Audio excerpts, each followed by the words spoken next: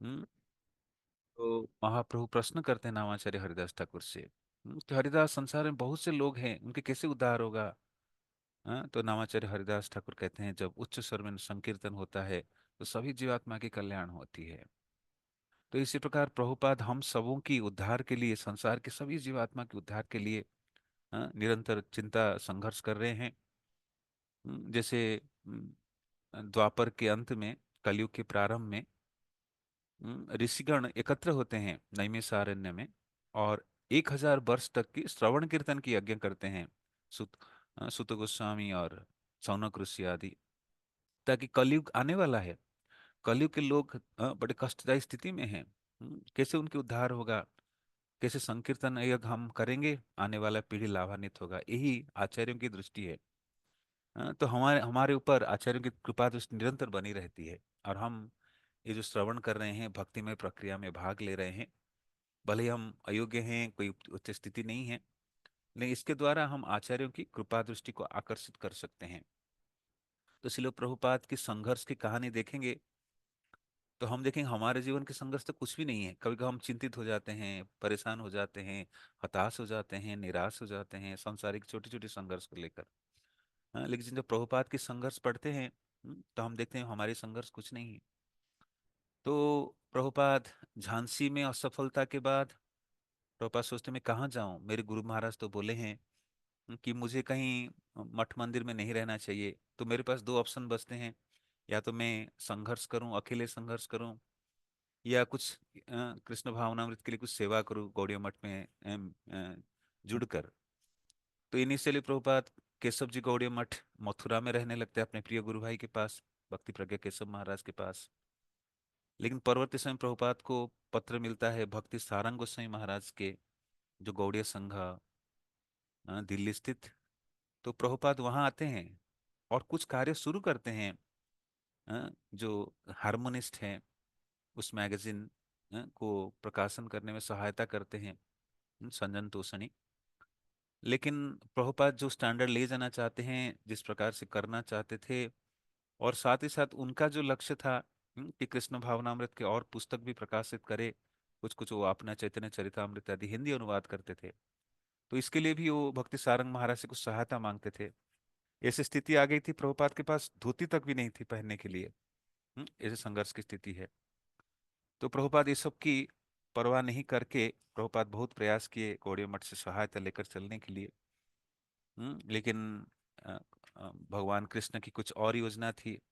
जैसे भगवान कृष्ण अ, झांसी के भी लीग ऑफ डिवोटीज को सफलता नहीं मिला, और साथ साथ वहां भी प्रभुपाद दिल्ली में रहे, दिल्ली में गौड़िया मठ में रहे, वो भी शायद कृष्ण को मंजूर नहीं था। तो प्रभुपाद पुनः, जैसे सारंग महाराज के शिष्य पत्र लिखे, हम्म, और गुरु उनके गुरु महाराज सारंग गोसाई महाराज के बिहाफ पे, कि स्वामी जी आपके जो दृष्टिकोण है बहुत उच्च उत्तम कोटि के हैं, शायद हम उस दायरे में नहीं आते हैं, हम तो कुछ नौसखिया भक्त हैं स्वामी जी। तो इसलिए आप मतलब इंडिकेट कर देते हैं। तो प्रभुपाद भी समझ जाते हैं। तो पुनः प्रभुपाद अकेले वीरान में रोदन करना, संघर्ष करना दिल्ली में चालू कर देते हैं। तो हम सब दिल्ली वासी जो जुड़े हैं प्रभुपाद के अनेक संघर्ष के कारण, तो कैसे कैसे संघर्ष प्रभुपाद किए हैं इस महान आंदोलन को स्थापन करने में। कोई कृष्ण की शक्ति प्राप्त करने से ये महान कार्य कर सकता है। कलिकालेर नाम हरि नाम संकीर्तन, कलिकालेर धर्म हरि नाम संकीर्तन, कृष्ण शक्ति बिना तार नाहि प्रवर्तन। तो जो महान आचार्यगण, उनको कृष्ण विशेष शक्ति, शक्त्यावेश प्रदान करते हैं ये महान कार्य करने के लिए। तो प्रभुपाद भक्ति सारंग गोसाई महाराज के आश्रम छोड़ के फिर अकेले हो गए, वीरान में दिल्ली में भटक रहे हैं, परिवार को छोड़ चुके हैं। जैसे हम लोग कुछ आश्रम चेंज करना निर्णय लेते हैं, हम सोचते हैं इस्कॉन के साथ वाला मंदिर है वहां चले जाएंगे, लेकिन प्रभुपाद के लिए ऐसे नहीं था। प्रभुपाद गए, लेकिन स्थिति अनुकूल नहीं था। प्रभुपाद अकेले ही भटक रहे हैं पूरा दिल्ली में। इस मंदिर से उस मंदिर, उस मंदिर से उस मंदिर, कई स्थान की संघर्ष की कहानी वर्णन है। तो कृष्ण अनेक परीक्षाएं करते हैं, कृष्ण प्रभुपाद के जीवन में अनेक संघर्ष और परीक्षाएं हैं। और प्रभुपाद कभी निराश विचलित नहीं होते हैं, कृष्ण की इच्छा मानकर चलते हैं। हाँ, जो समर्पित भक्त हैं यही स्वीकार करते हैं कृष्ण की जैसी इच्छा है मुझे स्वीकार करना चाहिए, मेरे जीवन में दुख आए सुख आए। हाँ, इसलिए भक्तिविनोद ठाकुर भजन में लिखते हैं, संपदे विपदे जीवन मरणे ताए मम गेला तोया उपद वरणे। कि मेरे जीवन में अनुकूल स्थिति आएगी, प्रतिकूल स्थिति आएगी, कठिनाई आएगी, संघर्ष आएगी, लेकिन मैं आपके चरण में आश्रित होकर रहूं प्रभु, यही प्रार्थना करते हैं। तो बिना किसी आय के या संस्था के शरण के अभय दिल्ली में भिन्न भिन्न घरों में रहने लगे। कोई सोर्स ऑफ इनकम नहीं, बिजनेस भी ठप, बिजनेस छोड़ चुके हैं प्रभुपाद। और संस्था, गौड़ीय संस्था के माध्यम से प्रभुपाद रहना चाहते थे। तो बिना किसी आय या संस्था की शरण के अभय दिल्ली में भिन्न भिन्न घरों में रहने लगे। तो जो भी थोड़ा बहुत उनके जानने में थे, किसी किसी घर में पूरा तो नहीं रहना था, इनिशियली कुछ सहायता, कुछ प्रोजेक्ट, कुछ कार्य शुरू करने तक। तो प्रभुपाद कहीं कहीं रहने लगे। जहां से निमंत्रण मिलता वहां वे एक सप्ताह रहते और फिर अनन्य चल देते। तो साधु जन कोई स्थान में 3 दिन से ज्यादा नहीं रहते हैं, तो प्रभुपाद ज्यादा से ज्यादा सेवा है तो 7 दिन रह जाते थे किसी किसी घर में। हाँ, कहीं कहीं आमंत्रण मिलता था प्रभुपाद को रहने के लिए, लेकिन प्रभुपाद उस पे अटैच नहीं थे। कि किसी के सुविधाओं का लाभ उठाए, नहीं, इस प्रकार के नहीं थे। कृष्ण की सेवा है तो जैसे परिस्थिति में कृष्ण रखे हैं उसी हिसाब से जाते थे। तो कहीं पर निमंत्रण मिलता था तो प्रभुपाद एक हफ्ता तक रहते थे, फिर अन्यत्र चल देते थे। भोजन, कपड़ा और आवास की दृष्टि से अभय के लिए यह सबसे कठिन समय था, तीनों चीज के लिए संघर्ष करते थे। भोजन, कपड़ा और आवास। अच्छे कपड़े भी उनके पास नहीं है। जो एक दो सेट है, और ठहरने की तो जगह नहीं, और साथ प्रसाद भी, भोजन भी उनके पास नहीं है, उसके लिए भी संघर्षरत है। So this is a stage of complete surrender to Krishna, completely dependent. जैसे सी बात माधवेंद्र पुरी पाद थे, उनको कहते थे अयाचक सन्यासी, कुछ मांगते नहीं थे। हाँ, सन्यासी के एक वर्ग, उनको कहते हैं अयाचक या अजागर वृत्ति। अजागर मतलब जैसे अजगर पड़ा रहता है। अजगर के मुंह में कुछ आ गया तो खा लेते हैं, नहीं तो अजगर ऐसे पड़ा रहता है, अजागर वृत्ति कहते हैं। एक होता है मधुकरी, जिसमें भिक्षाटन करते हैं। लेकिन दूसरे वर्ग के महान उत्तम कोटि के लोग होते हैं जिनको अयाचक कहते हैं या अजागर वृत्ति, जो मांगते नहीं थे, स्वतः आए तो स्वीकार करें। तो ऐसे भक्त भगवान पे कंप्लीट डिपेंडेंट है, इवन प्रसाद के लिए भी, निवास के लिए भी, कहाँ लेटेंगे पता नहीं। सड़गोस्वामी वृंद को जो महाप्रभु भेजे वृंदावन में, तो उनके पास कोई आवास स्थल ही नहीं था। एक वृक्ष के नीचे एक रात बिताते थे। कहीं आसक्ति हो जाता, आ जाएगा बोल के एक वृक्ष से अगले वृक्ष से चले जाते थे। तो महान आदर्श वैराग्य के प्रदर्शन किए हैं। महाप्रभु भक्त जनेर वैराग्य प्रधान। तो भक्तगण सुविधाओं से आसक्त नहीं, कृष्ण जैसे रखेंगे उसको स्वीकार किए। देखिए, एक वर्ल्ड आचार्य जो विश्व में इतने बड़े महान संस्था निर्माण किए, लेकिन उनकी संघर्ष कहानी देखेंगे, एक साधारण व्यक्ति जैसे प्रतीत होता है। लेकिन भगवान के प्रति समर्पण, हृदय में जो भक्ति है उसका कोई तुलना नहीं। तो इसलिए भक्तों को बाहरी रूप से हम नहीं समझ पाएंगे। कोई संसार में साधु लोग संघर्ष कर रहे हैं, लेकिन हृदय में भक्ति भगवान के हृदय को छू जाता है। तो प्रभुपाद इस प्रकार आवास, कपड़ा और भोजन की दृष्टि से सबसे कठिन समय था। हम्म, बचपन से उन्हें मनमाना भोजन और अच्छे कपड़े मिलते थे, और आवास की कोई समस्या नहीं थी। तो अच्छे घराने से हैं, उनके पिता गौरमंद के पास कुछ कमी नहीं था। अच्छे खासे कायस्थ परिवार से हैं, बंगाल के। सब सुविधाएं थे, जो मन करता था, कचौड़ी मक्खी कचौड़ी खाते थे प्रभुपाद। कचौड़ी उनको प्रिय था। लेकिन आज उनको खाने तक भी कुछ है नहीं, धनराशि भी नहीं, कपड़े भी नहीं, ठहरने की आवास भी नहीं। ऐसे समय संघर्ष कर रहे हैं। लेकिन उनकी बचपन ऐसो आराम में बीता है, कोई कमी नहीं था। अच्छे कपड़े मिलते थे, अच्छे भोजन मिलते थे, आवास की तो समस्या तक नहीं थी। वही अपने पिता को चहेते पुत्र थे। प्रभुपाद कुछ भी चाहते थे, गौरमोहन देव उनको ला देते थे। जैसे लंदन से बूट मंगाए थे प्रभुपाद, जूता मंगाए थे। प्रभुपाद के पिताजी। या कश्मीर से शॉल मंगाए थे बेटे को खुश करने के लिए। तो जो भी प्रभुपाद का, एक बार प्रभुपाद रात्रिकालीन समय में उनके माँ को बोले कि हम सुने प्रसंग सुने, मैं रिकैप कर रहा हूँ, कि मुझे कचौड़ी चाहिए। माँ नहीं, आज बनाएंगे नहीं। तो प्रभुपाद रूट रूट कर सोए हुए हैं। उनके पिताजी गौरमोहन देव अपनी कपड़े दुकान से लौटते हैं, और आकर रात में बनाते हैं, प्रभुपाद को जगा के उनको खुश करके फिर विश्राम करते हैं। तो जो चाहते थे, चहेते पुत्र करें, चहेते पुत्र थे जो पिता हर प्रकार की आवश्यकता को देखते, ध्यान रखते थे। और इसलिए भक्तिसिद्धांत सरस्वती से उन्हें विशेष स्नेह और मार्गदर्शन मिला था। तो प्रभुपाद कहा करते थे, my father Gaur Mahant is a pure devotee, शुद्ध वैष्णव है, तो ऑलमोस्ट मुझे सब कुछ प्रदान किए थे। तो बाकी जो चीज आवश्यकता था मेरे गुरु महाराज पूरा कर दिए। हम्म। तो बाकी विशेष स्नेह मिला भक्ति सिद्धांत महाराज से, और मार्गदर्शन मिला कि क्या किस लिए आए हैं। प्रभुपाद भक्ति सिद्धांत महाराज से मिलने से पहले प्रभुपाद अ, गांधी जी के आंदोलन से जुड़े थे। हम्म। लेकिन गांधी जी का आंदोलन जीवन के चरम लक्ष्य नहीं, भक्ति सिद्धांत महाराज से मिलने मात्र से प्रभुपाद को अनुभूति होने लगा। प्रभुपाद तुरंत छोड़ दिए गांधी जी के आंदोलन और नहीं लगे। इससे पहले वो जो गांधी जी का जो चरखा बनाना, चरखा चलाना, खदी पहनना, ये सब करते थे। लेकिन इसके बाद गंभीर हो गए। तो आध्यात्मिक जीवन की लक्ष्य गंभीरता बढ़ जाती है जब कोई प्रामाणिक गुरु के आश्रय लेता है और उनके दिशा निर्देशन पर चलने लगता है। लेकिन अब अभय कभी कभी अपने को अकेला अनुभव करते हैं। तो प्रभुपाद वृंदावन में भी अनेक भजन लिखे हैं, वृंदावन भजन बैचलर प्रभुपाद, कि वृंदावन में अकेला बैठा हूँ, feeling lonely like even Krishna is with him, his guru Maharaj is always with him, still little feeling lonely. कभी कभी अकेलापन अनुभव करते हैं।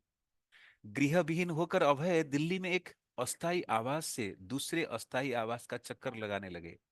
कभी एक विष्णु मंदिर से, कभी कपूर कॉलेज, अब कॉमर्स के एक कमरे में, इस प्रकार प्रभुपाद के एक स्थान से दूसरे स्थान भटकते रहे। कोई स्थायी निवास स्थान नहीं है। दिल्ली में तो लोग एक फ्लैट बना लिए, वो स्थिर हो गए, चिंता नहीं, घर की चिंता चली गई। मैं मकान बना दे, एक चिंता हमारा गया। लेकिन साधु संत, हाँ, उनके लिए शास्त्र कहता है, उनके लिए क्या है। श्रीमद् भागवतम के दूसरे स्कंद के, आई एम फॉरगेटिंग द श्लोक संख्या, 24 shloka of the second chapter I think, very nice shloka, I like to take it also, मुझे याद आ रहा है थोड़ा। हम्म, कि साधु को कैसे रहना चाहिए, मैं बोल देता हूँ अर्थ उसका। कि जैसे आसमान छत है, हाँ, जैसे आसमान एक छत के समान है, उसके नीचे, वृक्ष के नीचे, हम्म, और धरती को जैसे गद्दा मानकर सोना, और हाथ को तकिया बनाकर सोना, जैसे हाथ को मोड़कर तकिया मान के सोते हैं, लोगों को तकिया चाहिए। और धरती पे जो मिलेगा, फल मिलेगा, झरना के जल मिलेगा, उसी पे साधु लोग निर्भर करके रहते हैं, कंप्लीट डिपेंडेंस इन लॉर्ड, कि प्रकृति सब कुछ प्रदान करता है। तो ये वैदिक समय की कल्चर हुआ करता था। आजकल तो प्रैक्टिकल स्थिति ऐसे नहीं है, तो पका के खाना पड़ता है, या निवास स्थली के बारे में सोचना पड़ता है, सरकारी कानून बदलने लगा है। लेकिन जो वैदिक साधु संत थे इस प्रकार रहते थे, प्रकृति पे पूर्ण निर्भर, भगवान की अधीनस्थ प्रकृति है, और भगवान के निर्देशन पे प्रकृति चलता है, और प्रकृति सब कुछ प्रदान करता है मनुष्य की आवश्यकता के अनुसार। तो आवास, प्रसाद, और कपड़ा, सब कुछ प्रदान करते हैं। हाँ।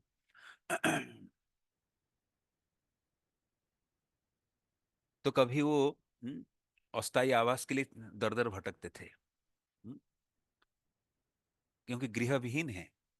हम्म, तो कभी किसी विष्णु मंदिर में रुकते थे, कभी कॉलेज ऑफ कॉमर्स के कमरे में रुकते थे।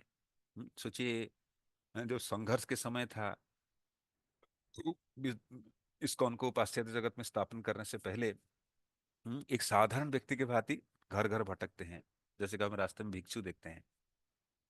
हाँ? किंतु वे अनुदानकर्ता खोज रहे थे, साथ साथ कृष्ण की सेवा के लिए भी उनको चिंता लगा था कि कोई स्पॉन्सरर मिले ताकि भगवत गीता के प्रचार करें।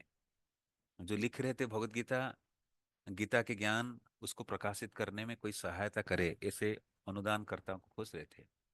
उनका लक्ष्य एक स्थायी निवास पाना नहीं था। प्रभुपाद ये नहीं सोचते थे मैं अभी एक मकान बना लूंगा तो मेरी समस्या सॉल्व हो जाएगा, नहीं नहीं। प्रभुपाद ये लक्ष्य नहीं था कि कहीं भी रहूं, गुरु महाराज की सेवा जो मिली है, भगवान के प्रचार कार्य को जारी रखूं, यही उनके लक्ष्य था। वे अपने दिव्य साहित्य का प्रकाशन चाहते थे, और कृष्ण भावनामृत के प्रसार के लिए एक विशुद्ध सशक्त आंदोलन की स्थापना करना चाहते थे। हाँ? तो प्रचार के उत्तम माध्यम है साहित्य। So books are the basis. Prabhupada ने चार सिद्धांत हमें दिए।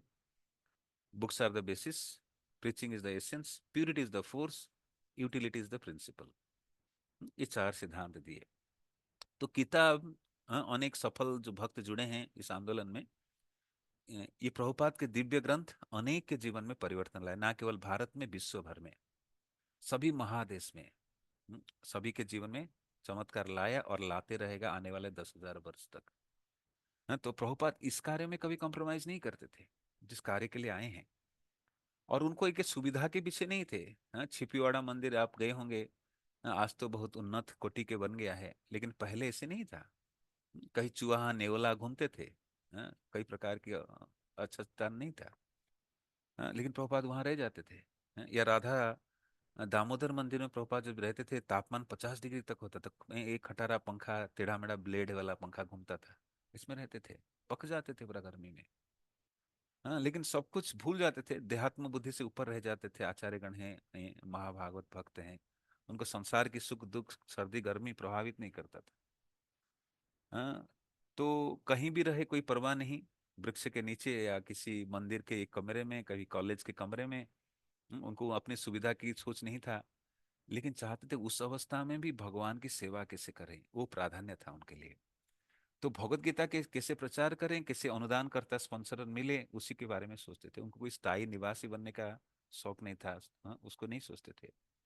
वे अपने दिव्य साहित्य का प्रकाशन चाहते थे और कृष्ण भावनामृत के प्रचार के लिए एक विशुद्ध सशक्त आंदोलन की स्थापना करना चाहते थे। टू ऑब्जेक्टिव्स जो गुरु महाराज के आदेश उनको दिए थे भक्तिदान महाराज, ये Abhay, if you have money print books, the second instruction preach Krishna consciousness in English language. तो ये दो आदेश, गुरु के आदेश को प्रभुपाद जैसे वेद की लकीर के समान हृदय में धारण करके चलते हैं। और कहीं भी है वही विषय में ही सोच रहे हैं कि कैसे उन कृष्ण भावनामृत साहित्य की प्रकाशन करेंगे, ताकि इस प्रकाशन के माध्यम से, जिसको बृहत मृदंग कहते हैं, उसके माध्यम से बहुत से लोग भक्ति भक्ति करेंगे, जुड़ेंगे। दूसरा लक्ष्य था कि कैसे एक संस्था आंदोलन का स्थापना करेंगे, मूवमेंट लाइक, कि कलयुग में जनसमूह ग्रंथ तो पढ़ेंगे, लेकिन भक्ति के लिए के अनुकूल वातावरण चाहिए। मंदिरों की क्या आवश्यकता है, it's like a favourable environment to cultivate और प्रैक्टिस भक्ति। चैतन्य महाप्रभु या षडगोस्वामी, उससे पहले ऐसे कोई विधि नहीं था कि इंस्टीट्यूशनलाइज्ड।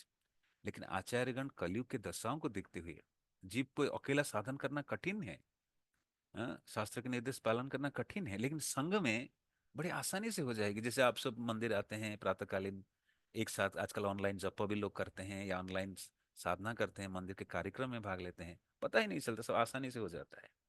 शारीरिक की दुविधा कुछ अवरोध नहीं पैदा करता है। लेकिन वही अकेला करना बड़ा संघर्ष में हो जाता है। तो आचार्य के दृष्टिकोण है, जनसमूह, साधारण जनसमूह कैसे अभ्यास करेंगे, इसलिए वो संस्थान खोलने का, आंदोलन खोलने का सोच रहे थे। People will automatic follow, institution will be there. So institution बनाने के पीछे लक्ष्य क्या था? एक अनुकूल वातावरण मिलेगी लोगों को अभ्यास करने के लिए, आसान होगी प्रैक्टिस करना। और दूसरा जो लक्ष्य था, ग्रंथों का प्रकाशन। ये दो कार्य के लिए प्रभुपाद बड़ी गंभीरता से थे, कहीं भी रहे, चाहे उनके पास कमरा हो, अस्थायी निवास हो ना हो। हम्म। अभय ने कई पुस्तकों की सूची बनाई जिन्हें वो प्रकाशित करना चाहते थे। श्री चैतन्य चरितामृत हिंदी 2000 पृष्ठ, श्री गीतोपनिषद अंग्रेजी 1200 पृष्ठ, साइंस ऑफ डिवोशंस अंग्रेजी में 300 पृष्ठ, लॉर्ड चैतन्य संकीर्तन मूवमेंट अंग्रेजी 300 पृष्ठ, मैसेज ऑफ गॉड हेड अंग्रेजी 300 पृष्ठ, भगवान रे कथा बंगाली 50 पृष्ठ। तो इस प्रकार 5-6 ग्रंथ प्रकाशन की प्रभुपाद लिस्ट बनाते थे, सूची बनाई कि मुझे इस पुस्तक की पांडुलिपि तैयार करना है, मैन्युस्क्रिप्ट तैयार करना है, इसको प्रकाश करके रिलीज करना है। मैं कल somehow वेंट टू छिपीवाड़ा, वहाँ जैसे प्रातःकालीन कक्षा थी, तो वहाँ के जो प्रभु जी बता रहे थे कि हाउ, मतलब कैसे पुस्तक वितरण और पुस्तक के माध्यम से संस्था की सारी आवश्यकता पूरी हो जाती है। मंदिर निर्माण भी पुस्तक प्रकाशन से, पुस्तक वितरण से हो जाती है। Books are like deities found like. तो पुस्तक के माध्यम से भी चमत्कार होता है। जैसे आप देखेंगे दक्षिण भारत में तिरुपति इस्कॉन, रेवती रमन प्रभु जो वहाँ के अध्यक्ष हैं, वो प्रभुपाद की पुस्तक डिस्ट्रीब्यूट करते करते इतने विशाल मंदिर बनाए हैं, many crores of big project like. और वो भी प्रभु जी बता रहे थे, छिपीवाड़ा वाले जो प्रभु जी थे पहले, नीलकंठ प्रभु, कि कह रहे थे हम लोग भी जो मंदिर का रिनोवेशन वगैरह किए हैं, कि स्वतः प्रभुपाद की वो बैक टू गॉडहेड मैगजीन के सब्सक्रिप्शन मैंने डिस्ट्रीब्यूट करते हैं, कि बैक टू गॉडहेड मैगजीन से जो जुड़े लोग वही सब स्वतः इस मंदिर के रिनोवेशन कराए, हम कुछ नहीं किए हैं। सो this is the success, like Prabhupada जानते हैं कि ये संस्था और विस्तार रूप धारण करेगी जब बृहत मृदंग रूपी ये पुस्तक जाएगी। Prabhupada is best way trying to follow Bhakti Siddhanta Maharaj instructions, and all success is automatically happening. सारे सफलता स्वतः हो रहा है। तो प्रभुपाद कई पुस्तकों की सूची बनाते हैं जिसको प्रकाशन करना चाहते हैं। बंगाली के एक, अंग्रेजी के कुछ, और हिंदी के चैतन्य चरितामृत प्रकाशन करना चाहते हैं। हम्म? लेकिन पुस्तकें प्रकाशित करने के लिए उन्हें अनुदान करता चाहिए थे। कोई अनुदान करता चाहिए जो कुछ धनराशि देंगे। पुस्तक के लिए कागज भी चाहिए, कागज खरीदना पड़ता है, पुस्तक को प्रकाशित भी करना पड़ेगा। प्रभुपाद के लिए पास तो दिव्य कलाएं हैं, ग्रंथों की ज्ञान आध्यात्मिक ज्ञान से परे हैं, पूर्ण है, लेकिन प्रकाशन के लिए कोई अनुदान करता चाहिए। वे धनाढ़ लोगों से उनके घरों और कार्यालय में मिलते थे और उन्हें अपनी पांडुलिपियां दिखाते थे तथा अपना उद्देश्य समझाते थे। तो प्रभुपाद लाइक अनाटाज्ड, अनासक्त होकर अपनी सेवा में लगे रहते थे, प्रयास में लगे रहते थे कि कृष्ण अवश्य एक दिन सफलता देंगे। तो अपनी पांडुलिपि को लेकर कभी कभी कार्यालयों में जाते थे और अनेक बड़े बड़े धनाढ़ व्यक्ति के घर जाते थे, और अपनी पांडुलिपि दिखाकर वो उनसे अपनी पर्पस, मिशन के उद्देश्य बताते थे और कुछ सहायता के लिए निवेदन करते थे। उनके पास अनुदानकर्ताओं की एक सूची थी, लेकिन बहुत कम लोगों उन्हें सहायता की। तो प्रभुपाद एक लिस्ट बनाए थे किन किन से मिलेंगे, कौन धनाढ़ या सौहृदपूर्ण व्यक्ति हैं, समाज में महत्वपूर्ण व्यक्तित्व हैं जो समाज कल्याण चाहते हैं, सहायता कर सकते हैं। लेकिन कहीं अनुदान उनको नहीं मिली। हम्म, यदि कहीं से अनुदान मिली भी तो वह तो 10 रुपए या 5 रुपए। कभी कभी उन्हें सराहना या समर्थन के प्राप्त नहीं होते थे। प्रभुपाद घरों में जाते थे, it's just like street beggar, Prabhupada is moving. कभी कभी घरों में लिखा रहता है ना, बी आवर ऑफ डॉग्स, या कुत्ता भौंकने आते हैं। तो कई प्रकार की समस्याओं के बीच प्रभुपाद सड़क पर जाते थे इस महान कार्य हेतु। एक सराहना पत्र बिरला मंदिर के सचिव और अवकाश प्राप्त अधिशास्त्री अभियंता राय बहादुर नारायण दास से मिला, जिन्होंने एक लोकप्रिय गुरु मां आनंदमयी की उपस्थिति में अभय द्वारा आयोजित एक सार्वजनिक पाठ में भाग लिया था। तो एक बार प्रभुपाद कहीं सार्वजनिक कार्यक्रम आयोजन किए थे, जिसमें ये बिरला मंदिर के जो ट्रस्टी हैं, सचिव हैं मंदिर ट्रस्ट, नारायण दास जी ने, राय बहादुर नारायण दास, तो प्रभुपाद की वो सराहना करते हैं, उनकी एक सराहना पत्र भेजते हैं। श्री चैतन्य चरितामृत के उनके हिंदी संस्करण में से अभय के पाठ से प्रभावित होकर मां आनंदमयी ने 50 रुपए के अनुदान दिया था और अभय को सुझाव दिया कि वे सुप्रसिद्ध साधु श्री हरि बाबा से मिले जो अस्पताल में बीमार बीमार पड़े थे। तो एक आनंदमयी माँ है जिनको कार्यक्रम में बुलाया गया था और प्रभुपाद वहां उपस्थित थे, अपने चैतन्य चरितामृत से पाठ किए थे। तो उससे प्रसन्न होकर आनंदमयी माँ प्रभुपाद के प्रकाशन की सहायता के लिए 50 रुपए दिए थे और उनको सुझाव दिए थे, एक हरि बाबा करके साधु है, बहुत प्रसिद्ध साधु हैं, अभी अस्पताल में बीमार पड़े हैं, आप उनसे मिल सकते हैं। नारायण दास के साथ अभय हरि बाबा से मिले और नारायण ने बताया कि अभय का पाठ सुनकर वे भाव विभोर हो गए। तो नारायण बाबा जी जो है बहुत शुद्ध बाबा जी थे, जो भक्ति इसमें डूबे रहते थे। और प्रभुपाद जब जाकर हॉस्पिटल में मिले, ये बिरला मंदिर के ट्रस्टी जो नारायण दास जी के साथ गए अस्पताल में, और वहां जाकर चैतन्य चरितामृत पाठ करने लगे, कुछ पाठ पढ़े, शास्त्र से पढ़े, तो नारायण बाबा भाव विभोर हो गए। तो स्वतः जिसके हृदय में भक्ति है, भगवान की कथा सुनने से आनंदित होते हैं, प्रसन्न होते हैं।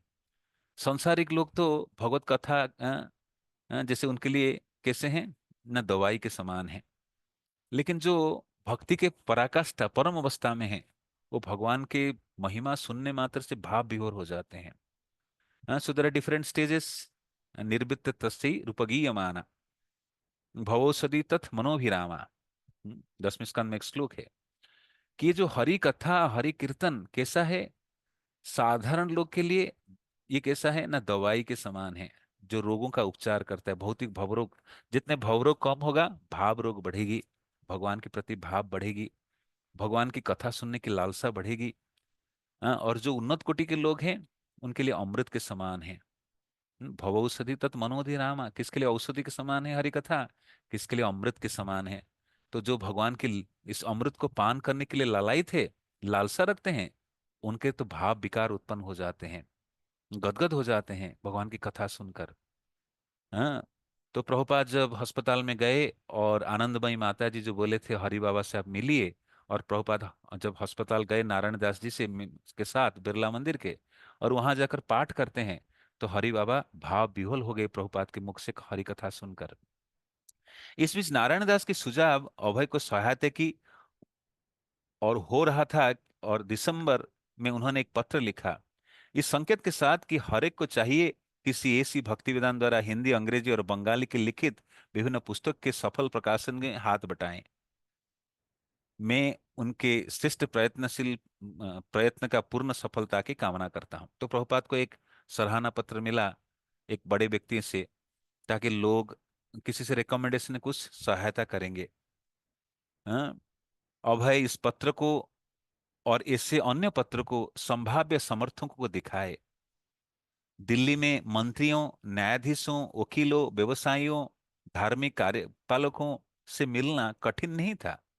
कोई ना कोई अभय की बातें गंभीरतापूर्वक सुनने को हमेशा मिल ही जाते, और कभी कभी सहायता देने को भी तैयार हो जाते। इस प्रकार अभय गौड़ीय संघ द्वारा प्राप्त दो धोतियों और कुर्तों से काम चलाते हुए व्याख्यान देने लगे, और लोगों को मनवाने की अपनी योग्यता के बल पर, लेकिन बिना किसी सहायता और स्थायी निवास के, निर्भीक भाव से अपने प्रचार कार्य में लगे रहे। तो जैसे भी स्थिति है, so we should not wait for the situation to change. कभी कभी लोग सोचते हैं परिस्थिति बदलने से भक्ति शुरू करूंगा या कुछ करूंगा। प्रभुपाद ऐसे समय की प्रतीक्षा नहीं करते थे। जैसे भी अनुदान है, जैसी भी स्थिति है, वैसे स्थिति में प्रभुपाद अपने कार्य को चालू कर देते थे। तो प्रभुपाद को जो गौड़ीय संघ है भक्ति सारंग महाराज के, तो मैं आप लोग जैसे कोई भक्त पूछ रहे थे कि सारंग महाराज के आश्रम क्या है, मैं थोड़ा पता कर रहा था, गूगल के माध्यम से खोज रहा था। तो मैं लास्ट टाइम शायद गलती से आपको बोल दिया हज खास है, लेकिन गूगल में लिखा है कि गौड़ीय संघ भक्ति सारंग महाराज का शायद करोल बाग में है। करोल बाग मेट्रो से 1.5 किलोमीटर। मैं भी कभी गया नहीं, कभी मौका मिले तो जाएंगे, देखेंगे प्रभुपाद वहाँ रहे हैं। तो मैं कल छिपीवाड़ा से भी आ रहा था, तो एक भक्त दिखाए छिपीवाड़ा के पास, चांदनी चौक छिपीवाड़ा के बीच में कोई स्थान था, मुझे याद नहीं आ रहा है। वहाँ एक प्रसिद्ध जलेबी वाला है, जलेबी वाला जिसमें लिखा है 1884 से वो चल रहा है। वो भक्त कह रहे थे प्रभुपाद यहीं जलेबी लेने आते थे। सो हमारे लिए प्रभुपाद जो जो स्थान गए हैं वो तीर्थ स्थली के समान है। हाँ। तो ये जो सारंग महाराज के गौड़ीय मठ से प्रभुपाद को 2 जोड़े धोती कुर्ता मिला है।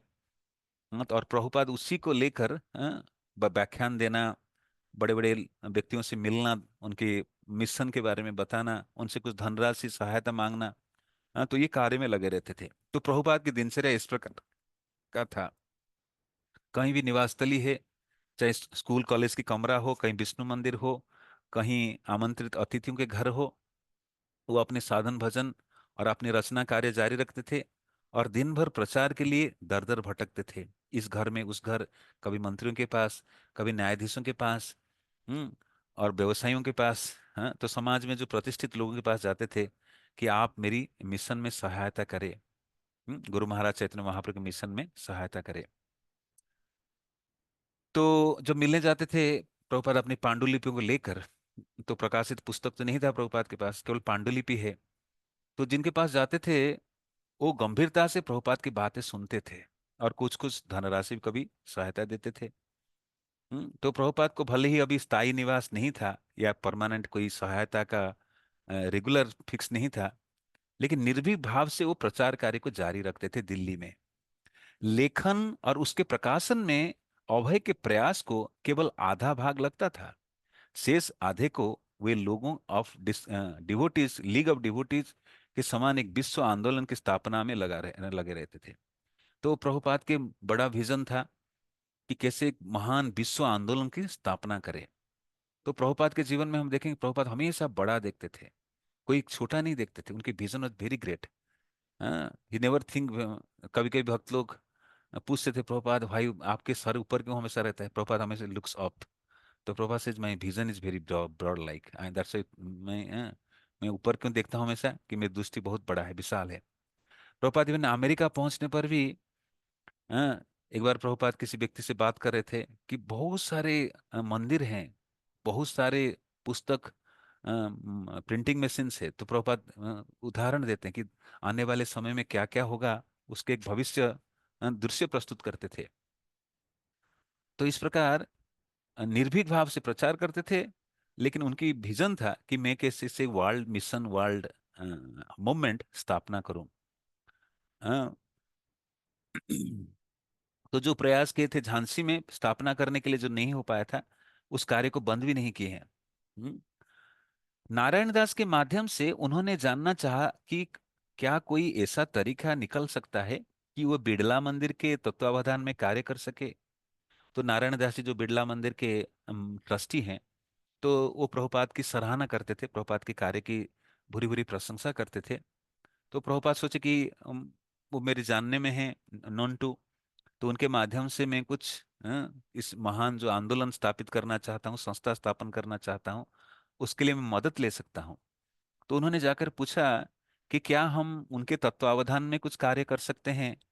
क्योंकि जो दिल्ली के सबसे बड़े धनी मंदिरों में से एक है बिरला मंदिर, जो बिरला टाटा बिरला बिरला इंडस्ट्रीज के हैं। अभय ने प्रस्ताव किया कि वे अंग्रेजी के माध्यम से प्रचार के कार्यभार बना दिए जाएं और भारत और विदेश दोनों के लिए। तो प्रभुपाद पहले बिरला मंदिर के मतलब इंस्टीट्यूशनलाइज करते हुए प्रचार कार्य को शुरू करना चाहते थे और प्रस्ताव रखे। तो बोले कि अंग्रेजी में प्रचार की जाए भारत में और भारत के बाहर विदेशों में भी।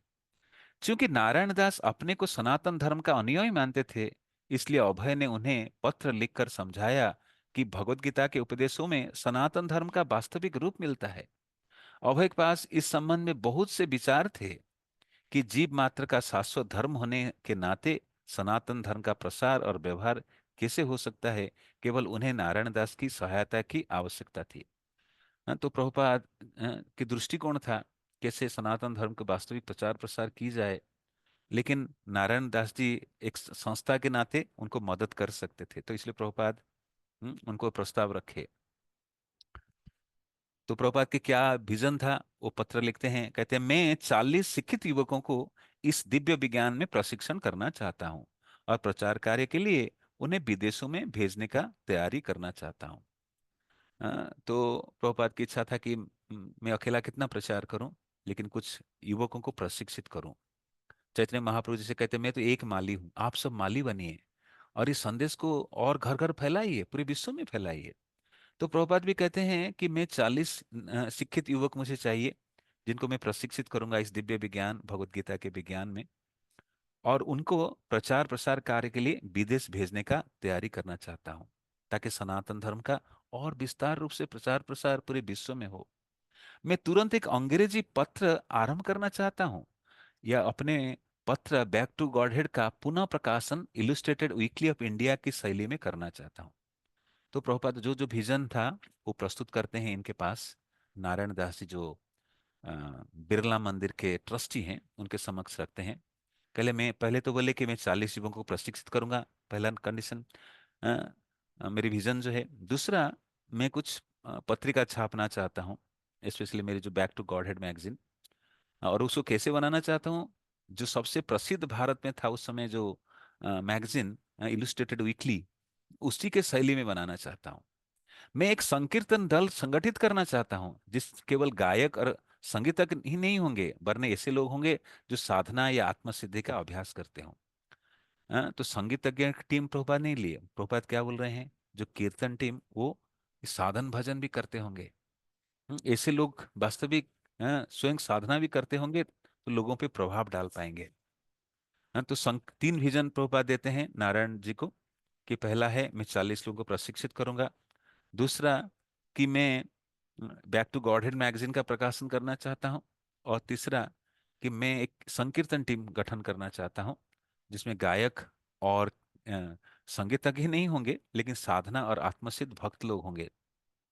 अभय ने वादा किया कि ज्यों ही पृष्ठभूमि तैयार हो जाती है, वे अपने आदमियों और सामान्यों के साथ प्रचार के लिए विदेशों में जा सकेंगे।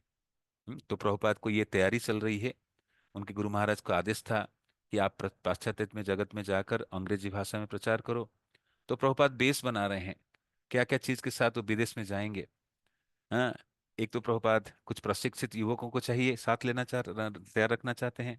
दूसरा अपने मैगजीन्स या कुछ पुस्तक। और तीसरा संकीर्तन टीम। तो अभय ने नारायण दास जी को वादा किया कि ज्यों ही मेरी पृष्ठभूमि तैयार हो जाता है, वे अपने आदमियों के और सामान के साथ प्रचार के लिए विदेश में जा सकेंगे। लेकिन उन्होंने यह भी स्वीकार किया कि बाह्यतः वे कड़ी कठिनाई में थे। कृपा करके उपयुक्त की व्यवस्था शीघ्र करा दो और रहने के लिए मुझे उचित स्थान दे दो। हाँ, तो प्रभुपाद साथ साथ ये भी निवेदन करते हैं कि बाह्य रूप से मैं भी अभी संघर्ष कर रहा हूँ, कहाँ रहूंगा, कहाँ भटकूंगा। इसलिए मुझे कुछ व्यवस्था अगर शीघ्र करा दी जाए रहने की, तो ताकि मैं जो मुख्य सेवा में ध्यान दे पाऊं क्वालिटेटिवली।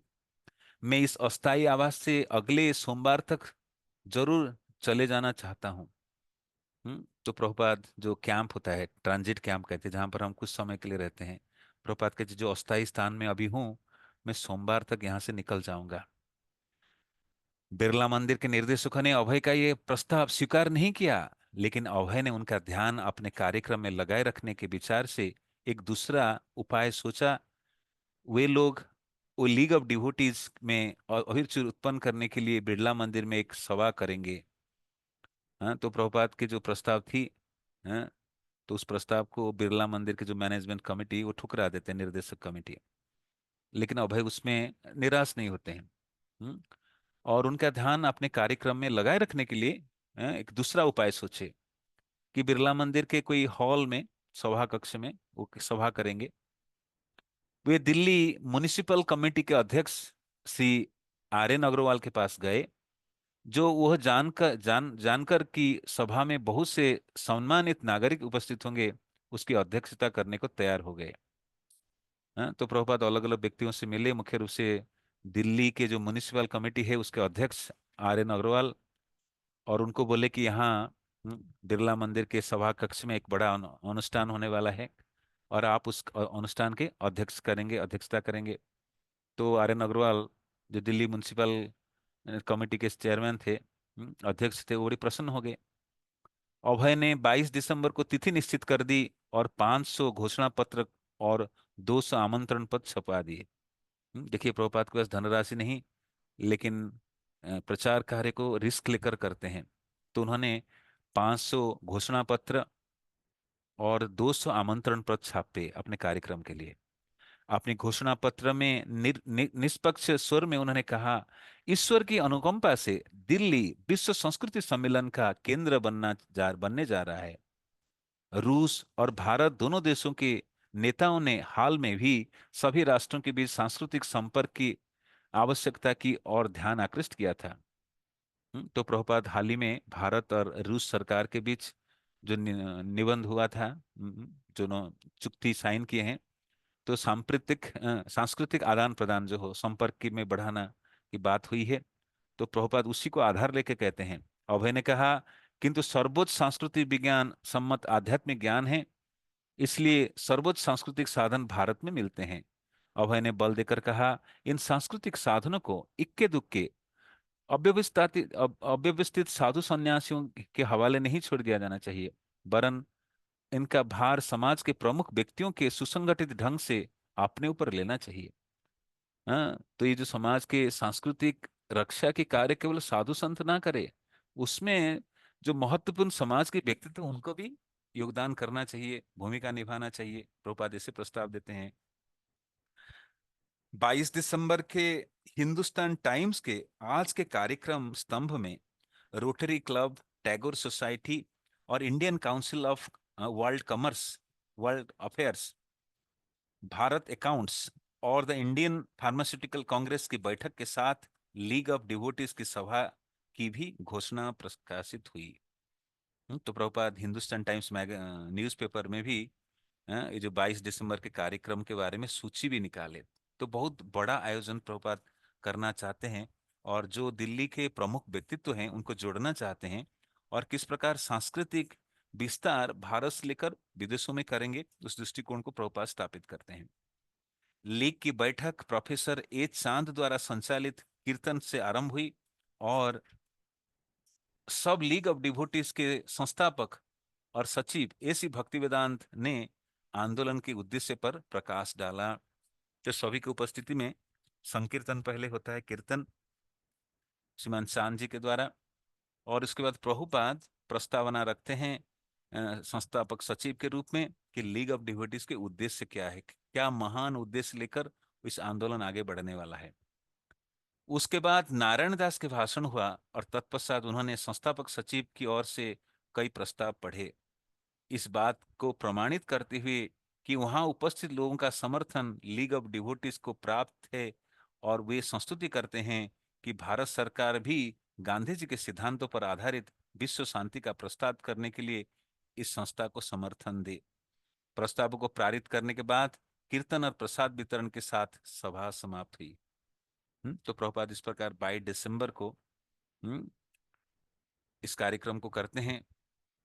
बिरला मंदिर में कई गणमान्य व्यक्तियों को आमंत्रण करते हैं, और अपनी जो महान मिशन है एक संस्था बनाने का, लीग ऑफ डिवोटीज, उसमें सब सब मुख्य मुख्य व्यक्तित्व जो समाज के प्रतिष्ठित लोगों से आग्रह करते हैं कि आप इस महान कार्य में सहायता करें। और कार्यक्रम के अंत में प्रसाद वितरण होती है, कीर्तन होती है, फिर समाप्त होती है। अभय को विश्वास था कि यदि उनके शुभेच्छुकों को और मानववादी साथियों का उन्हें बृहद पैमाने पर समर्थन मिला, तो वे भगवान कृष्ण की भक्ति के सिद्धांतों पर आधारित विश्व शांति आंदोलन की सृष्टि कर सकेंगे। किंतु उनके कार्य तो लोगों को, जिस किसी को भी हो सके, कृष्ण भावना तो प्रस्तुत करना था। तो प्रभुपाद को कि डायरेक्ट इनडायरेक्ट लोगों तक ये कृष्ण के संदेश पहुंचाना था। परिणाम तो कृष्ण के हाथ में ही था। तो Krishna is the ultimate sanctioning authority. हम तो प्रयास करते हैं, लेकिन कार्य सफल होगा, विफल होगा, अनुमोदित होगा, नहीं होगा, अप्रूवल होगा, डिसअप्रूव होगा। इसलिए कहते मैन प्रपोज, गॉड डिस्पोजेस। हाँ, तो हमें निराश नहीं होना चाहिए, कोई सफलता मिले असफलता मिले, कभी हो रहा है नहीं हो रहा है। Man can propose and God disposes like.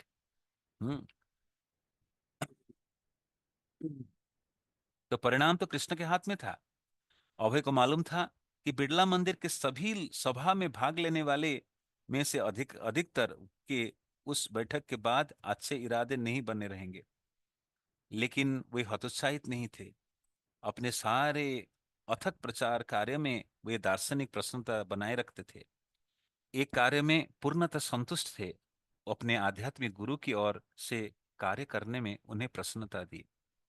यद्यपि उनके पते इतनी तेजी से बदलते रहे थे कि उन्हें अपनी डाक मिलने में भी कठिनाई होती थी, क्योंकि प्रभुपाद के एड्रेस एक जगह नहीं था, मकान बदलते थे, कोई स्थायी ठिकाना नहीं था।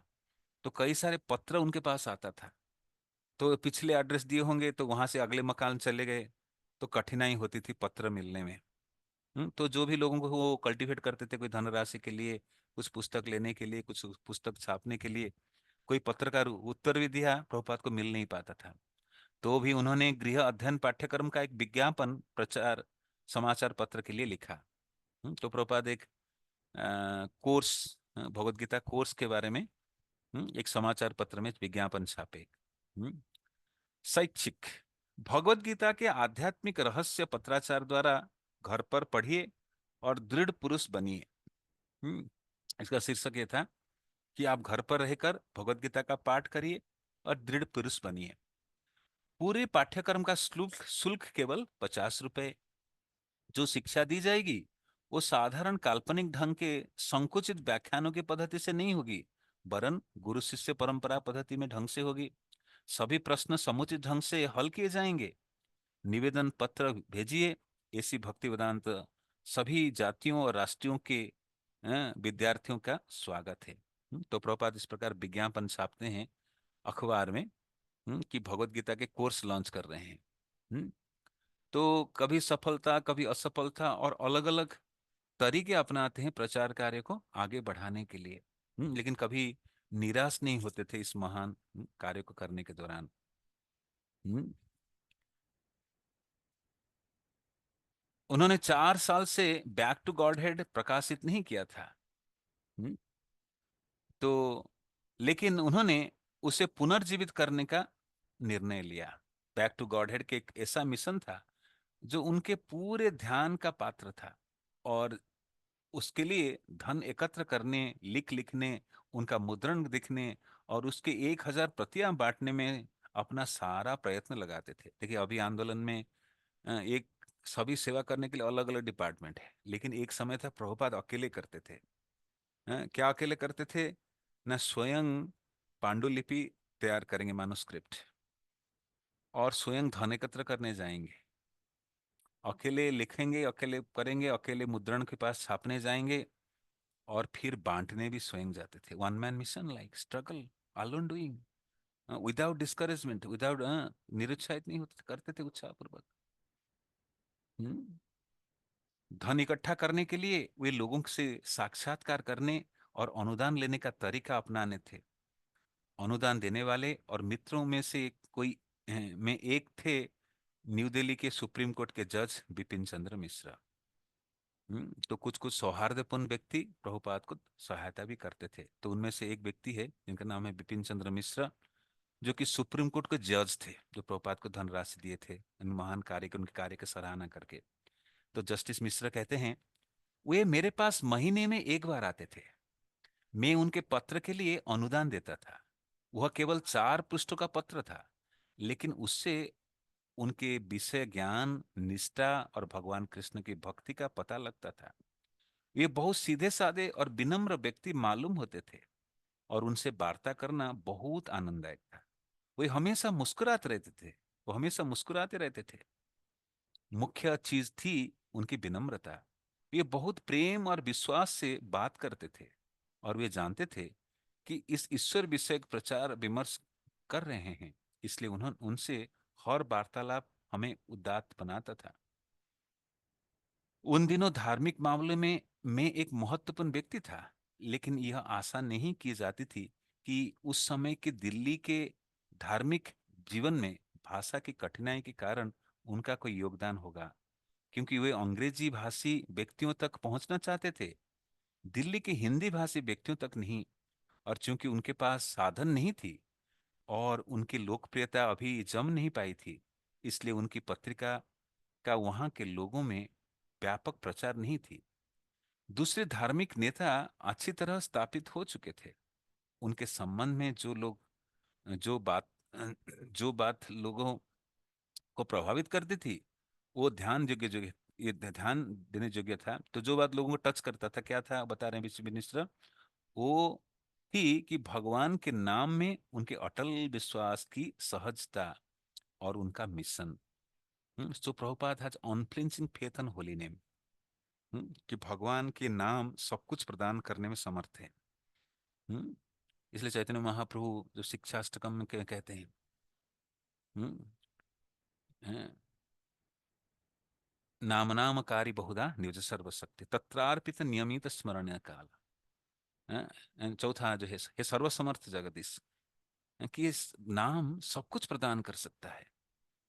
तो प्रभुपाद जो महान आंदोलन खड़ा किए हैं, जो संकीर्तन आंदोलन के प्रवर्तन के लिए, तो ये जो बिपिन चंद्र मिश्र जो सुप्रीम कोर्ट के जज हैं, वो अपने स्टेटमेंट में कह रहे हैं कि स्वामी जी को अटूट श्रद्धा थी, जो सब लोग सराहना करते थे, वो है नाम के प्रति प्रगाढ़ श्रद्धा था।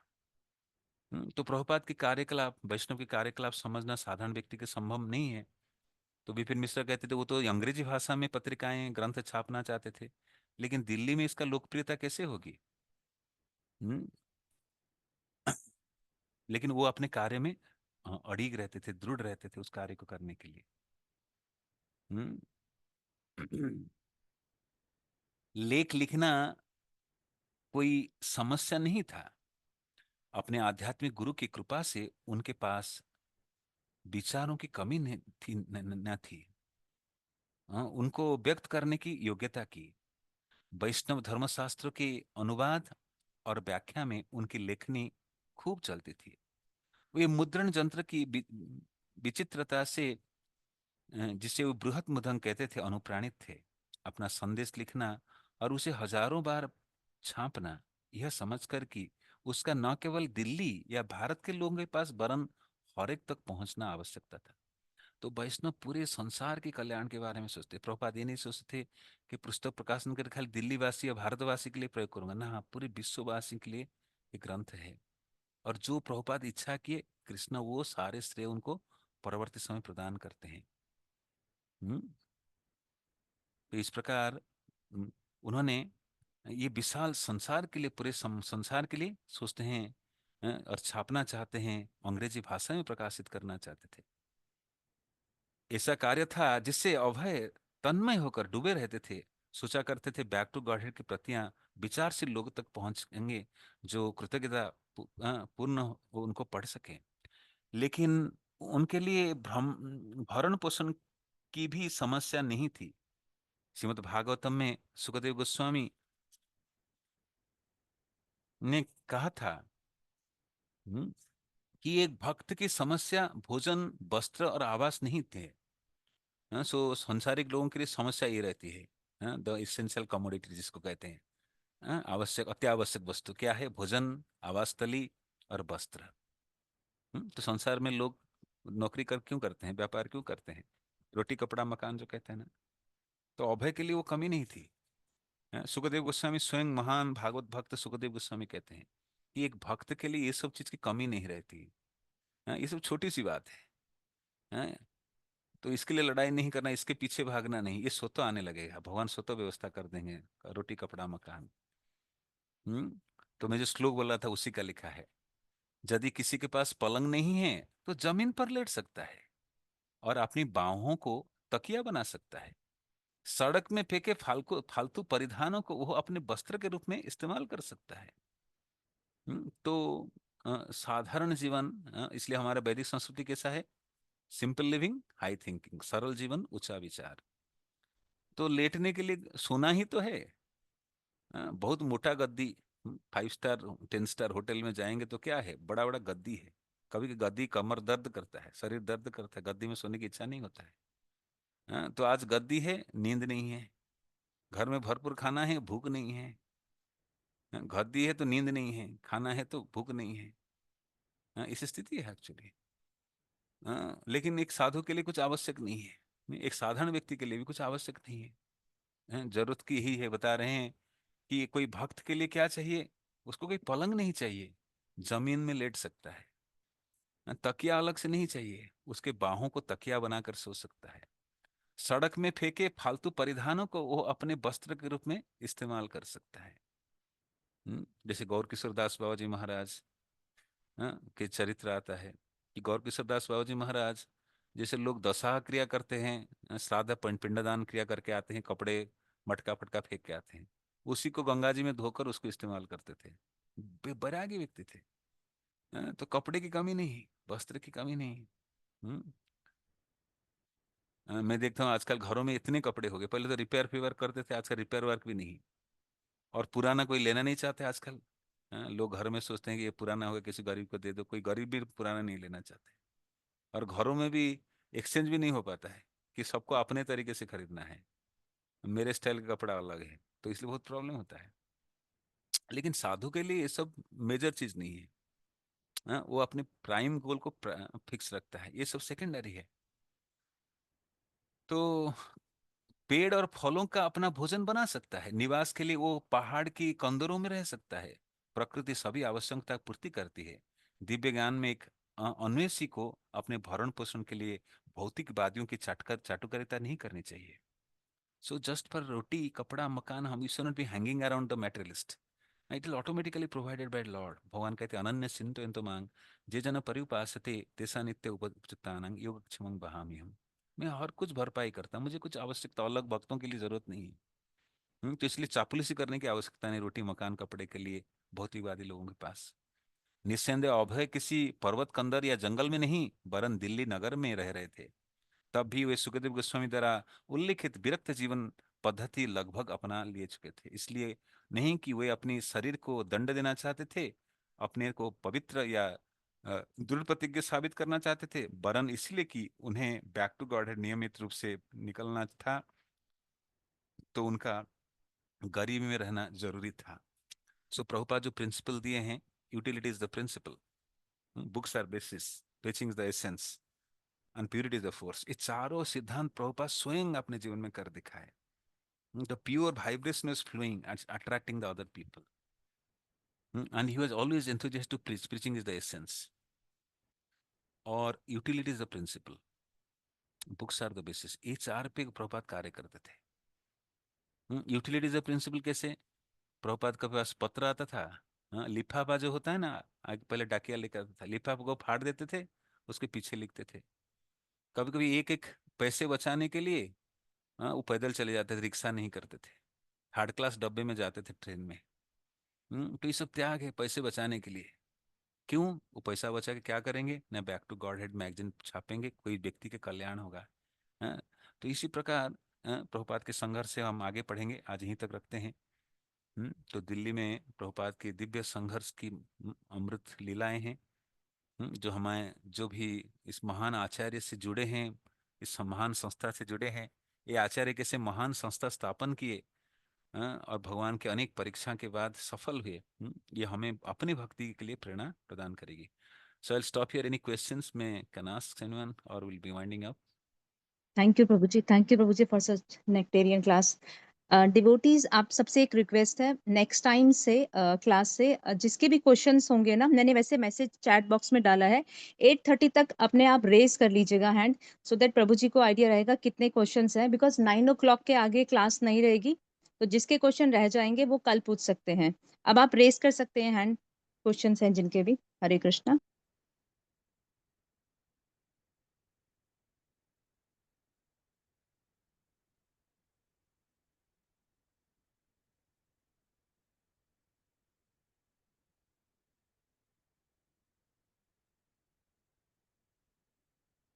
माता जी आपको अनम्यूट कर दिया है, अदिति माता जी आप क्वेश्चन पूछ सकते हैं।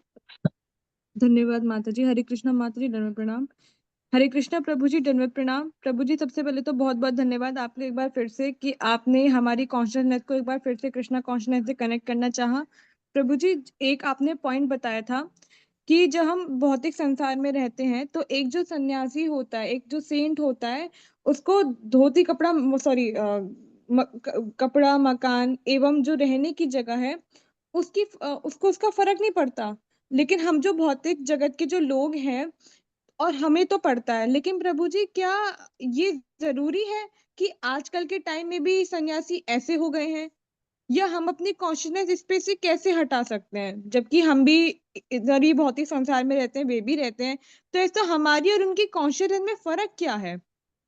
ये एक तो है कि हम लोग कृष्णा कॉन्शियसनेस में नहीं है, हम प्रयास कर रहे हैं, वो फुली होते हैं, लेकिन क्या वो भौतिक जगत में नहीं रहते? उन वो कभी नहीं सोचते कि मुझे भी चाहिए था, मैंने नहीं लिया, और क्या मुझे नहीं मिलना चाहिए? तो ये चीज़ मुझे थोड़ी-सी कन्फ्यूज़ करी, तो प्लीज़ अपना जो आप उत्तर देंगे उससे मेरा मार्गदर्शन होगा, हम सभी का मार्गदर्शन होगा, तो प्लीज़ प्रभु जी बताइए।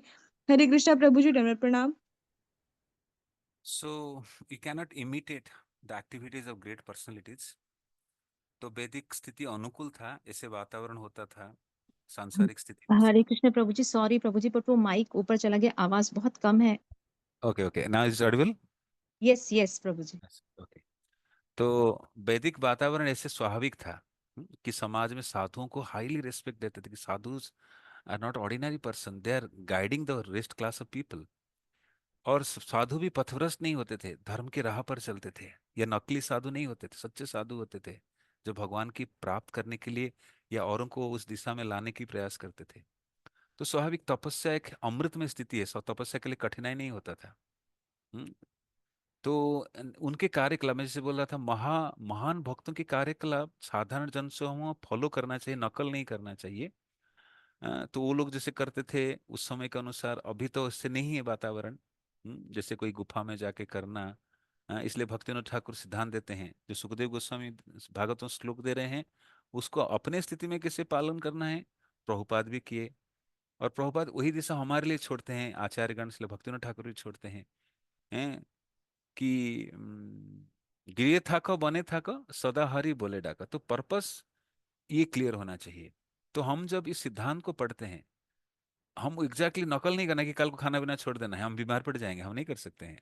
हमें करना क्या है, उसमें सिद्धांत को लेना चाहिए, principle. What is the principle? Remain dependent on Krishna. Today Krishna is giving opulent, I will be happy. Tomorrow Krishna will feed me very poor. कल पानी पिलाएंगे, भूखे छोड़ देंगे। कभी कभी मंदिर में लोग आते हैं ना, अरे सब प्रसाद खाए, हमें मिला ही नहीं, पनीर बटा तो पनीर मेरे हिस्से में नहीं आया, उस स्टार्ट ब्लेमिंग लाइक। क्योंकि कृष्णा आपके कोटे में नहीं रखे हैं, आज आपको आपको खाली चावल खा के जाना है, राजमा खा के। ये प्रसाद में आनंदित हुई है, इसके लिए भी लायक नहीं था। So you should take the principle and work on the consciousness. What is the principle? Remain dependency on Lord in all situations. आज घर में खुशहाली है, कल विपद समय आएगा, कृष्ण चाहते हैं हैप्पीली एक्सेप्ट डिपेंडेंसी लाइक। तो कृष्ण को ही मेंटेनर मानना चाहिए। लॉर्ड जो है पोषणकारी है, Lord is the maintainer, Lord is the protector, Lord is the enjoy everything which the aspect you have to accept like. तो भगवान के प्रति कृतज्ञता ज्ञापन करना चाहिए, प्रेम प्रदर्शित करना चाहिए कि प्रभु मुझे आज प्रसाद दिए हैं, I should be happy like, not like blaming others. मिला नहीं मिला, क्यों नहीं मिला, हम परेशान हो जाते हैं। कभी फैसिलिटी ओरिएंटेड हो जाते हैं, तो हमारे अंदर इस प्रकार डिटैचमेंट आएगा, इस प्रकार की चीजें सुनेंगे तो। क्योंकि साधारण व्यक्ति के अंदर संसार के प्रति आसक्ति है, और वही आसक्ति ही दुख के कारण है। तो इस जो सिद्धांत जो चर्चा हो रही है, उस सिद्धांत को हमें डायरेक्ट नकल नहीं करना है, लेकिन प्रिंसिपल भी लेना है। हमें किसी दिन बहुत ऑपुलेंट प्रसाद मिलती है, किसी दिन बहुत सामान्य प्रसाद मिलती है, खिचड़ी मिलती है, कभी सिंपल सब्जी मिलती है, तो खुशी रहना है, उस दिन भी खुश रहना है कि भगवान पे डिपेंडेंट रहना है, क्या एटलीस्ट मिला है मुझे। संसार के बहुत लोग भूखे मर रहे हैं, जिनको मिलने का भी नसीब नहीं होता है। हम बोलते हैं दाने दाने पे लिखा खाने वाले के नाम। मुझे सौभाग्य से प्रसाद मिला है, I should be happy like. तो ऐसे व्यक्ति संतुष्ट रहेगी। तो हमारी जो कनेक्शन टूट जाती है, अटैचमेंट आ जाती है, उसको ये आध्यात्मिक ज्ञान पोषण करता है एक्चुअली, साधारण जन समूह के लिए। We are just practitioner sadhak like, so we can connect in this way. We can not imitate the activity of great people. वो गुफा में रह लेते थे, पशु हिंसक पशु के साथ रह लेते, हमें डर लगेगा हिंसक पशु के साथ, हम साधना क्या करेंगे? हमें वहीं 1 नंबर 2 नंबर आ जाए, दिवाहित हो जाएंगे एक्चुअली पशुओं को देखकर। So we should take the principle, what the principle, उसके पीछे जो शिक्षाएं दी जा रही, सिद्धांत दी जा रही, उसको लेना चाहिए। मुझे एड्रेसिंग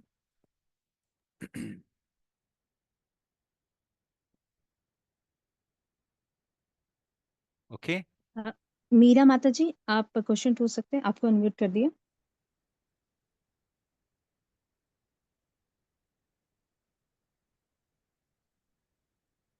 हरे कृष्णा, मीरा माता जी, आप क्वेश्चन पूछ।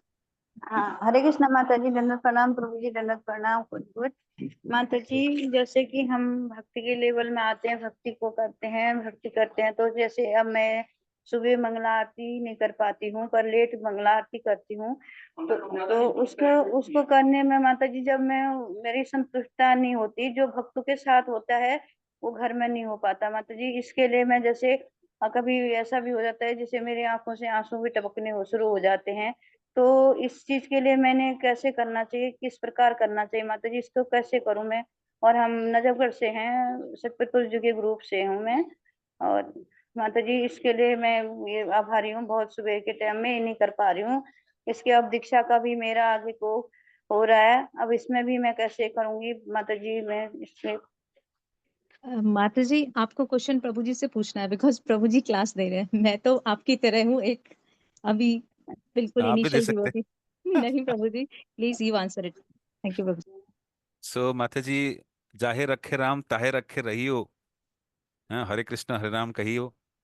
तो आपको नजफगढ़ से मंदिर हर रोज आना हुए तो संभव नहीं है, आप अकेले भी नहीं आ पाएंगे इतने प्रातःकालीन समय, और वातावरण पारिस्थितिक स्थिति भी कितने अनुकूल है, आप आ पाएंगे कि नहीं।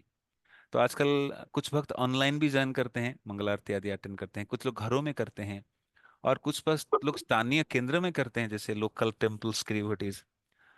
तो गृहस्थों के लिए एक विशेष दिशा निर्देशन है जो आचार्य गुरुजनों के द्वारा दी जाती है। कि हम एटलीस्ट हफ्ते के वीकेंड में चले आए किसी भक्तों के साथ, मंदिर अगर आने की इच्छा रहती है।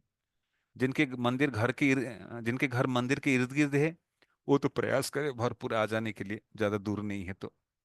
लेकिन जो बहुत मंदिर से बहुत दूर रहते हैं, आजकल आपके पास मोबाइल हो, कुछ हो, टीवी भी हो, तो ऑनलाइन भी जुड़ सकते हैं। ऑनलाइन भी ऑप्शन है। और नहीं तो हफ्ते के एंड में एक बार सैटरडे संडे भी आ सकते हैं, अगर डेली संभव नहीं, क्योंकि आप अकेले भी आना कठिन है, किसी के सहायता लेंगे। और भगवान जैसे रखे हैं वैसी अवस्था में आप मंगल आरती घर में भी कर सकते हैं।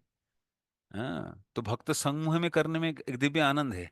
लेकिन अगर भगवान ऐसी परिस्थिति नहीं लाए हैं, तो आप प्रार्थना कर सकते हैं भविष्य में ऐसे अनुकूल स्थिति आपके जीवन में आए तो आप आके कभी कर सकते हैं। ठीक है।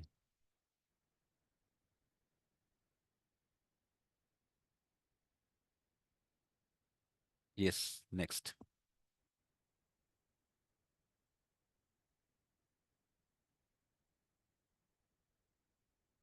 हरे कृष्णा, सुनील प्रभु जी आप क्वेश्चन पूछ सकते Hare Krishna Prabhu ji. Hare Krishna Hare Mahadev. Hare thank you Krishna. Very much for allowing to ask. Hare Krishna Prabhu ji, धन्यवाद, प्रणाम। धन्यवाद। यस। प्रभु जी, मेरा क्वेश्चन है, जो अभी आपने एक रेफरेंस लिया था, simple living high thinking, actually so हम क्या देखते हैं ना, सोसाइटी में सिंपल लिविंग हाई थिंकिंग को कोई ज्यादा इम्पोर्टेंस देता नहीं है एक्चुअली। यदि कोई पर्सन लुक वाइज वो गरीब दिख रहा है, दिखने में मतलब छोटा, ऐसे कपड़े पहनता है नॉर्मल, और वो यदि वो ऊंची बातें करता है तो लोग बोलते हैं अरे तू बहुत बड़ी बातें कर रहा है। और जो ज्यादा पैसे वाला होता है उसकी बातों को ज्यादा इंपॉर्टेंस दी जाती है, मतलब जिसका सोसाइटी में ज्यादा रुतबा है, ज्यादा वो है। तो प्रभु जी, वो थोड़ा सा ना, मतलब फिर इंसान उसमें कैसे हम डील करें सिचुएशन में कि जहां पर हमारा पोजीशन ऐसा नहीं है कि जो लोग उसको एक्सेप्ट कर लें अप फ्रंटली, और जो एक जो सोसाइटी में जो अच्छा ओहदा रखता है, जिसके बाद ज्यादा मान्यता है इन मटेरियलिस्टिक वे में, उसको ज्यादा तवज्जो दी जाती है एक्चुअली। तो ये थोड़ा सा ना विरोधाभास होता है कि हम कैसे सिंपल लिविंग हाई थिंकिंग को कैसे प्रैक्टिकली जी पाए एक्चुअली। हम्म। तो the teachings is there, but application is very artistic. इसको प्रयोग कैसे जीवन में करना है, उसको जानना चाहिए कलाएं। तो सिंपल लिविंग डजंट मीन कल से हम कपड़ा फेंक के नंगे घूमे या फटा कपड़ा पहन ले, दाढ़ी बढ़ा दे, नहीं, ये नहीं कहा जा रहा है।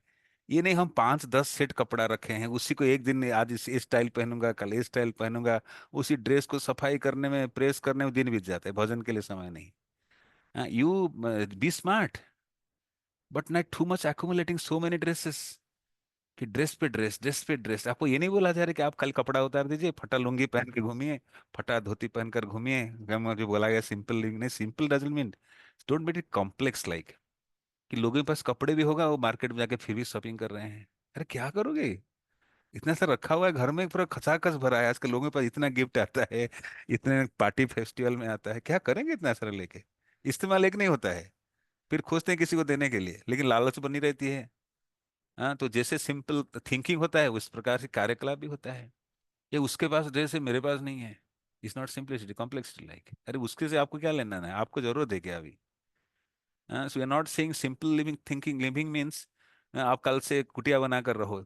बोला गया ना कुछ सिंपल लिविंग नहीं, आप वही आधुनिक समय के अनुसार वही बेच के फ्लैट में रहो, कोई दिक्कत नहीं। लेकिन कॉम्प्लेक्सिटी मत बढ़ाओ कि लोग पूरा मशीन फेसिन भर देते हैं, एक मशीन के 3 पीस, गाड़ी के 3 पीस, अरे मेंटेन करने में समय कहाँ है। Simple living means even in living in a modern society, have one car, they're enough for like। और वो जब उसका लाइफ चला गया और थोड़े चेंजेस चाह रहे हैं, और एक लीजिए, नहीं मैं 5 कार खड़ा करूंगा, 5 कार को मेंटेन करूंगा। हाँ, कोई धनाढ़ व्यक्ति कर सकता है, उसका पर्पस अलग हो सकता है, हम कॉमन मैन की बात कर रहे हैं।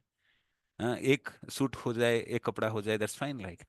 लेकिन हम पूरा अकुमुलेट करके रखते हैं, और चाहिए, और चाहिए, उसी में फंस जाते हैं, और समय नहीं होता है, लाइफ बिकम कॉम्प्लेक्स।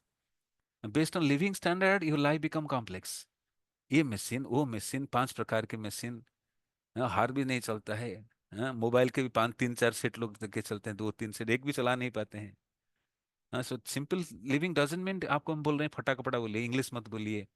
नहीं, हम हिंदी भाषी है जी, हम इंग्लिश नहीं बोलते, ऐसे नहीं है। So you can present in modern world in माने आवश्यक परिस्थिति के अनुसार आप अपने को ढाल सकते हैं, मना नहीं है. Like someone is adaptive to modern class, we're not denying, but thought should be Indian. दिल है हिंदुस्तानी जिसे हम कहते हैं. We are carrying the Vedic cultures. Our heart is like that, even though we are dressed up in a modern way. So we become presentable. तो वेशभूषा बहुत जरूरी है. देखिए प्रभुपाद जैसे जाते हैं सभ्य लोगों को संबोधित करने, धोती मांगते, दूसरा धोती मेरा नहीं, फटा धोती पहन के मैं कैसे जाऊंगा धनाढ़े व्यक्तियों के पास धनराशि इकट्ठे करने के लिए. तो वेशभूषा भी सही होना चाहिए ना. भेक दिख कर भिक्षा मिलता है. We don't say like you फटा कपड़े पहनिए कुछ खाइए मत, ये नहीं बोल रहे हैं. ये नहीं कि आज ये रेस्टोरेंट कल ये रेस्टोरेंट, ये घूम रहे सिंपल लाइफ, इसको नहीं कहते हैं. कहीं भी मिला संतुष्ट है. अब सुन रहे एक सुन रहे ठीक है, दैट्स लाइक नहीं डिससेटिस्फाइड, वहां खा नहीं पाया कल वहां जाऊंगा. This is complex life. So I think you got something जो मैं बताना चाह रहा था. Okay Sunil Prabhu, you have to take the principle, not the externals. Sometimes we imitate the externals. Simply मैं तो फटाका उड़ा पहनूंगा, सिंपली मैं बिल्डिंग तोड़ के कुटिया बना लूंगा कल से. या गाड़ी चला रहा था साइकिल चढ़ूंगा, नहीं ये नहीं. आपकी विचारधारा को बदलो. एक्चुअली एक्सटर्नल तो ठीक है, यू आर इंटरनल्स लाइक. और वही जो आधुनिक दिनचर्या में भी सरल रहना है, बहुत चीजों को बढ़ाना नहीं है ना, ताकि लाइफ कॉम्प्लेक्स हो जाएगा. ओके ठीक है. So will stop here. Anything more you want to add something? किसी को और कुछ नहीं तो विराम देते हैं. नो प्रभु जी, और कोई क्वेश्चन नहीं है. Thank you Prabhu ji for such a nice class Prabhu ji. Lot of teaching are there which we can apply on our life Prabhu ji. बादशाह नेता वो दिख रहे हैं. पहले लीलामृत पढ़ा करते थे, मैं आज मन में चल रहा था थॉट्स, दर्शन ही हो गया. Okay Devotees, let us offer our heartfelt gratitude to Prabhu ji for such an enlightening class. मैं आप सबको अनम्यूट कर रही हूँ अभी. By chanting Hare Krishna, Hare Hare Krishna Krishna, Hare Hare Krishna Krishna, Krishna Krishna Krishna Krishna, Hare Hare Hare Hare, Hare Hare Ram Rama, Rama Ram Rama, Ram Hare Hare Hare. Hare Hare Hare Krishna Krishna को हरे हरे राम हरे राम हरे हरे राम राम. अब जिसके भी क्वेश्चंस है वो नेक्स्ट क्लास में लेंगे Prabhu ji. Thank you Prabhu ji. Hare Krishna. Hare Krishna, Prabhuji. Thank you so much, Prabhuji. चलो प्रभुपाद की जय. Thank you. Bye. Thank you so much Prabhu ji. Hare Krishna. His grace Ram Nam Prabhu जी का जय.